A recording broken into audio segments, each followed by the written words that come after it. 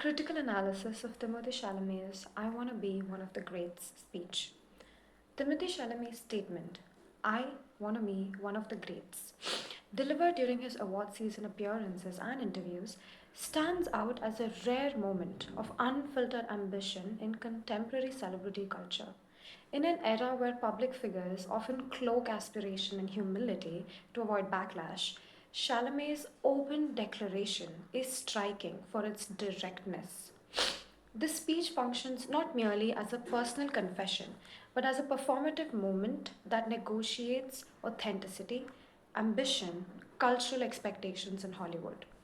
At its core, the speech asserts ambition without apology. Chalamet does not frame greatness as accidental or incidental. Instead, he positions it as a conscious goal.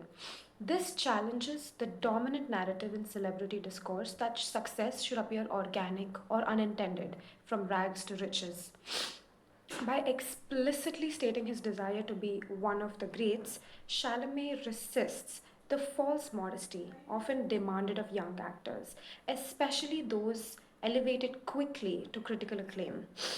This honesty contributes to the speech's authenticity and explains why it resonated strongly with audiences.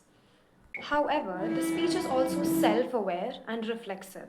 Chalamet does not claim greatness outright.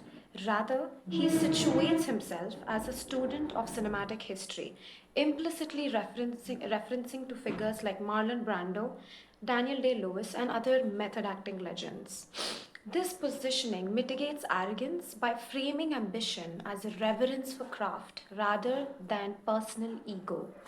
The speech thus balances confidence with humility, a careful rhetorical strategy that allows aspiration to be expressed without alienating his listeners. From a performance perspective, Chalamet's delivery plays a crucial role in shaping reception. His tone is earnest rather than triumphant, and his body language lacks the polish of a rehearsed acceptance speech. This vulnerability reinforces his persona as a serious artist rather than a manufactured star. The informality of the phrasing I wanna instead of I want to adds to its conversational, almost confessional quality, making the moment feel more genuine rather than performative. Yet the speech is not without its problematic dimensions. Critics argue that celebration of individual greatness reflects Hollywood's enduring fixation on exceptionalism and sensationalism, often sidelining collaborative labor inherent in filmmaking. But by centering personal legacy, this statement also risks reinforcing a hierarchical view of artistic success where greatness is narrowly defined by awards recognition and historical canonization, spaces that have historically privileged certain demographics.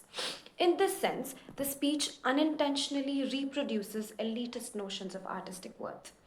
Additionally, the speech can be read as a strategic branding move. In the age of social media virality, moments of candid ambition are easily clipped, circulated, and mythologized. Chalamet's open declaration contributes to the construction of his star image as the serious actor of his generation, aligning him with prestige cinema while distinguishing him from franchise driven celebrity culture. Thus, while authentic, his speech also functions within the economics of visibility. In conclusion, Timothy Chalamet's I Wanna Be One of the Great speech is powerful precisely because it exists in tension between humility and ambition, authenticity and branding, reverence and self assertion. It challenges cultural discomfort with open aspiration while simultaneously participating in the very systems it appears to critique.